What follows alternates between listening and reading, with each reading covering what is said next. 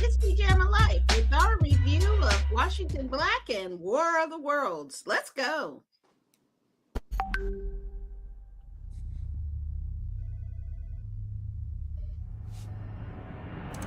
The surveillance industrial complex is collecting massive amounts of data with the Goliath program. Our most precious resource on Earth is data. Dad, have you seen this? Have you seen this?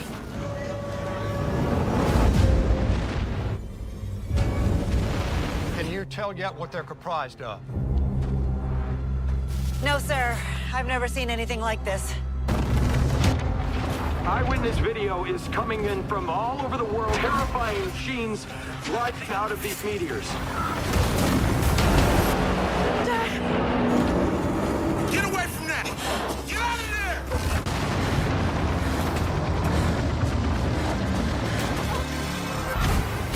I'm coming for you now! Hey, everybody, it's Pajama Life. I'm Pajama, and these two guys, introduce yourselves. David, say hey to the people. Hey, everybody, great to be with you on this balmy, beautiful Saturday night in our nation's capital, talking about a story that doesn't go away. And should it or shouldn't it? We'll talk about This that might be coming the up. time it goes away. And this guy, say hello to the people, Patrick. Hey everybody, I'm not in DC, but I'm in equally, if not hotter, Kansas. So yes, let's talk about this movie. Yeah, start us off, Pat. Keep going. Oh, okay. Well, yeah. Isn't this the guy who used to say "fuck the police"? Pardon my French. And now he's the leader of surveillance.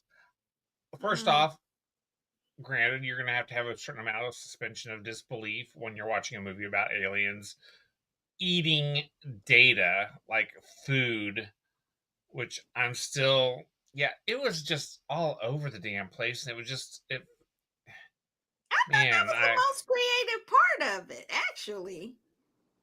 Well, that's not saying much, but okay. I know it. Oh no! It was all over the place. It didn't feel. It felt cobbled together very badly, and I understand to a certain extent that this was, from what I did read a little bit of something about it after I saw this movie, that it was something they did during the pandemic. So it makes sense that you only saw one person in every scene, just about, and it was just, man, it felt very shoestringy. Man, I just was not digging any of it. It didn't feel, none of it felt natural, none of it felt right, none of the characters seemed to be together. Wow, it was just, but I will say there was one good thing about it. It was only an hour and a half long, so yeah, it was only an hour and a half instead of 2 hours, or God forbid it'd be 2.5 hours of that. Oof.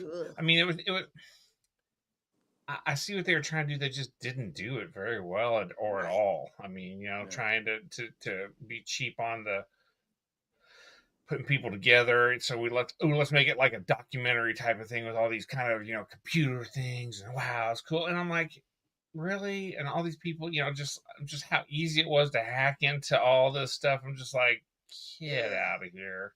Even Elon Musk could make it hard. And that was another thing. The entire product placement was all over that thing. Woof, it was pretty bad. So yeah, I think that it was terrible. This has got to be the worst movie of the year so far, and it is.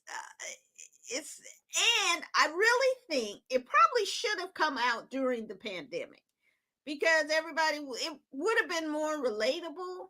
But now that people are outside, ain't nobody trying to look at a movie on Zoom. That's made up. And then there are parts when Ice Cube, when he was relaying his assessment to the president or the cabinet or whatever, and it sounded like he was literally reading a script. It was just terrible. And he definitely was not the right person for this role. I'm sorry. He just was not. And the And you could tell it was just, it was terrible. I think the thing that they were saying about data, I thought that was clever. I thought it was clever that the monsters eat data instead of people, like in the past or whatever, that they would consume data and then, like, I thought that was clever. But it was just, the rest of it was just not. It was boo. It gets a boo from me. David, what are your thoughts? Well, as I watched it at the beginning, I thought this is the cheapest, one of the most Yes. horrible films that I've ever seen. And then somewhere in the 85th or 86th minute, as I thought back to the different iterations of War of the Worlds, and there have been several, I have to say, and I didn't realize at first that this Uh-oh. film was made during the height of COVID when we're all the distance. And I think it would have come out, it would have looked better then, but it might have been a little bit more relatable. The fact that they used technology in this way, just as the Orson Welles version, which got people to be terrified and run for the hills and load their guns and lock their doors because of this invasion that was taking place in Grover's Corners, New Jersey. I think there was actually something intelligent in that. I think there was something with the Zoom and the data. Now that was creative. What you brought up, Pam, that was that they were eating the data, but the fact that we spend so much of our lives, and we're conducting this program via a website platform. The three of us are not in the same room as we're doing things.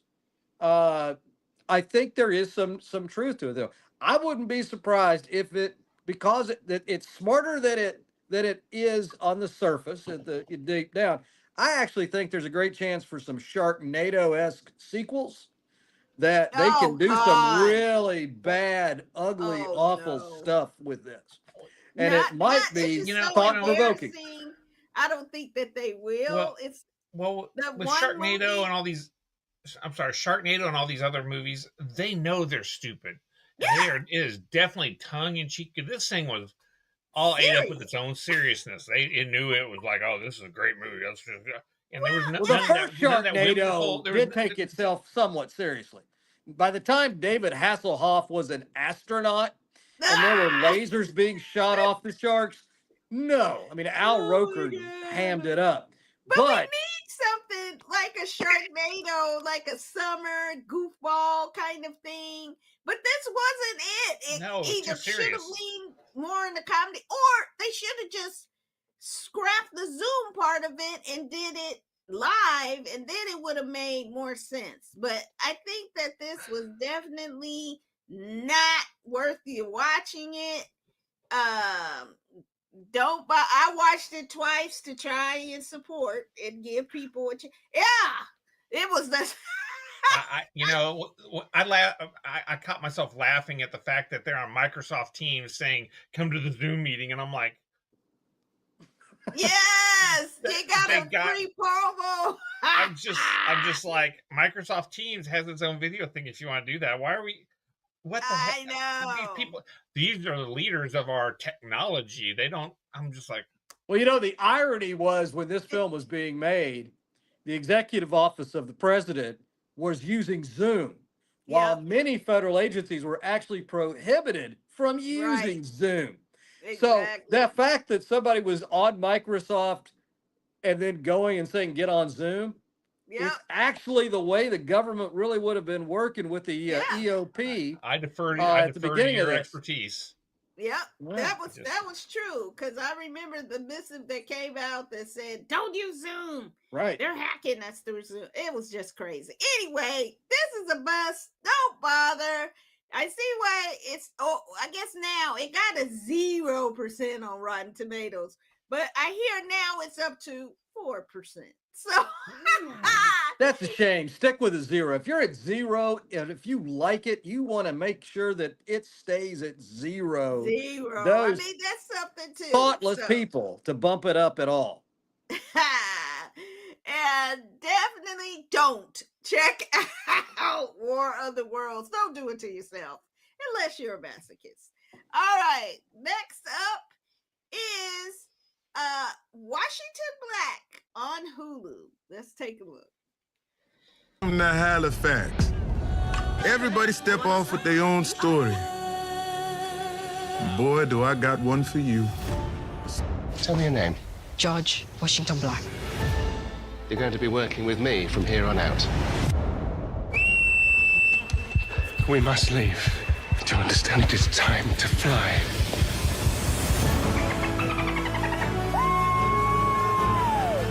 Big fella come in on the ferry looking for a black man. George Washington Black. Surrender to no one. Can't we dream up a different world? I've been passing as a white woman. Your marriage to McGee is vital to our survival. Only way black folk gonna climb this mountain is if we pull each other along.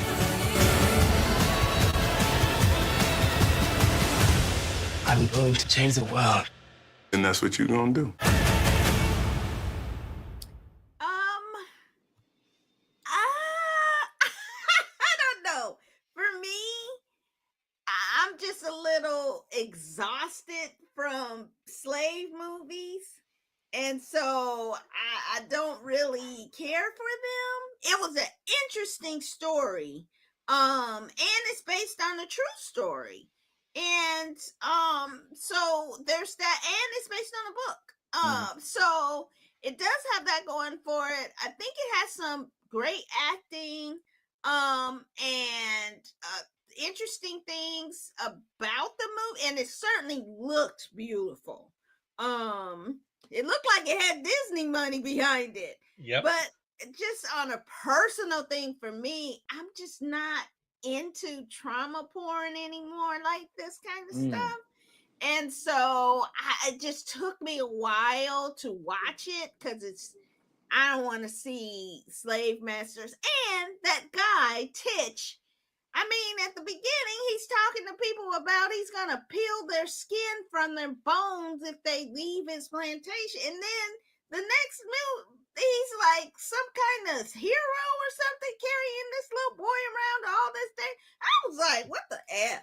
So that kind of threw me. And then they brought in some other things. And it was the way people talk in these movies now is so modern. I mean, like, come on now. Nobody back then would have said, really? Really? I mean, I don't even think people said really at all. I don't know. It is a great story. I think I'm just tired of this kind of story. So it's, if you like it, and I see our viewer, she liked it. I'm just kind of exhausted from it. David, what'd you think? You know, I love Sterling Brown. I think he's great in Yes. everything. So I don't know if he has narrated any audio books, but he should, because if he doesn't, if he ever wants to like not be on camera, he can just do that. His voice is just fantastic. Yeah. I thought I liked the backstory of this story in terms of the fact that it was a novel based on truth, like you were, a true event that you had said. Obviously, some liberties taken. I thought it was good. It's there is something humbling about some aspects of this when you watch these stories, these narratives. Yeah, it's tough, and I think we're looking at things, and I think over the last 40 years, and hopefully that this pendulum doesn't close or swing too far the other way. It's giving us a more realistic portrayal of the slave masters' behavior and such, that while there is a bit of trauma porn, I get that. I also think that you really need to people need to be. I think people might even need to be reminded more today. Yeah, there wasn't any good aspects of slavery. The concept of the good master. Not that the first Titch would have fallen into that category, but it's like there ain't no such thing. If you're owning people, you can't be inherently good. because there's Mm-hmm. no way anybody could ever own or have that kind of level of control over anyone and have any kind of moral high ground. I mean, that's just a fact, and that's a universal truth. Yeah. Uh, Thousands Yeah. of years, regardless of how long slavery been around. Yeah. But I didn't think it was a neat. I thought it was well done story. I love this kind of the science aspect of it. There was a little bit of Yeah. a Jules Verne esque kind Yeah. of part of it. Have not Yeah. seen the whole thing, but what I saw, I did enjoy. I thought the performances again were really strong. Great point though on the vernacular. Although if they actually used the language of the day, people wouldn't have been able to really follow that. I mean, I'm Yeah. not just like the crude, the inappropriate language that might be thrown around, but the way that people communicated at that time period, it would lose a modern audience. Yeah. And let me say one more thing. It is interesting to see them also focus on the end of the Underground Railroad. So you see in Halifax and in Nova Scotia and Canada, what kind of life was like for black folks up there. Not that they escaped racism and it was this, utopia, but they Yeah. were free and they weren't slaves. So it's an interesting look, as well as not just focusing on this plantation life, but focusing on freedom for people, Right. which is a theme throughout. Pat, what did you think? I enjoyed it. It had kind of that whole Disney feel to it, like you said, Yeah. Pam. Mhm. Kind of a Enola Holmes type of feel, like we're gonna have this Yeah. young, Adventure. Mm-hmm. adventurous protagonist here in the you know overcoming odds, which is I mean it's a good inspirational story. It felt super fictional, just because from what I've read about history, it was a tougher time, and everybody was really clean. That's the thing I always notice about whenever I watch a period piece from these Yeah. periods, is that everybody is sparkling shiny. They've got white clothes on and doesn't nothing dingy. I'm just like, Right. ooh, You're I walking don't think it around worked. in mud and filth I all the don't time. think Yeah. there are no good sidewalks here. Okay, to keep your white dress clean, and just everybody's always super clean, and I mean it wasn't bad. I enjoyed it. And it did have that Jules Verne feel to it. Kind of the I'm inventing new Oh. technology, and here we go. And everything's going that way. It was fun to watch, and I enjoyed it, but it felt like fiction. Yeah, And it's hard going. huh? On a number of reasons, it's a little hard Right, and I going. mean, I like my fiction to be a little bit more believable. So Yeah. it felt a little weird on that, but I mean, overall, I enjoyed it. I did not feel I wasn't mad like I was at the end of War of the Worlds. So there we go. Yeah. Exactly. But it's definitely something that you could watch and talk about it with people, but then also go back and look at the history and this person's story and read the book. And it's definitely something to further your knowledge if you're not familiar about this time in history and what happens in Canada. And also, if you want to check out some more information about Canada and Black folks in Canada, we did a show called Black Ice. We reviewed a documentary about hockey and Black players. That was really interesting to get more perspective of Canada's also struggle and kind of triumph with racism. Not fully, but they doing a little better than we were. So definitely check it out. Washington Black is on Hulu and Disney Plus, which unfortunately will soon just be Disney Plus. No more Hulu. Boo. And definitely next week it's here. It's finally here. We will watch Peacemaker. We've been waiting, 3 years since Peacemaker came out in 22. And that's ridiculous. So I hope they shorten the next year's season. And let us know in the comments if you want us to do it weekly, and we'll watch Peacemaker weekly.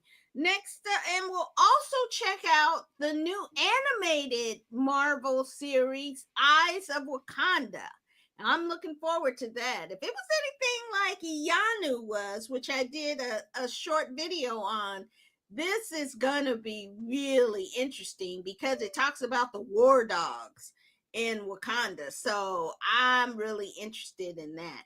David, say goodnight to the people. Well, so long, everybody. Das Vidanya. That's goodbye in Russian.